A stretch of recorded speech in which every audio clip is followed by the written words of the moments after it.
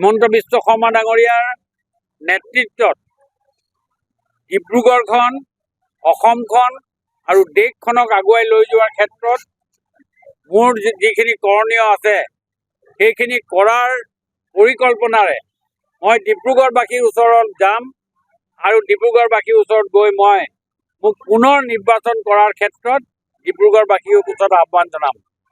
যোৱা 20টা বছৰে মই ডিব্ৰুগড় সমষ্টিৰ লগত কি ধৰণে জড়িত হৈ আছোঁ ভালকৈ উপলব্ধি কৰিব পাৰে। ইয়াত সকলোখিনি কথা ক্ৰিষ্টেল ক্লিয়াৰ, সকলোখিনি কথা জানে।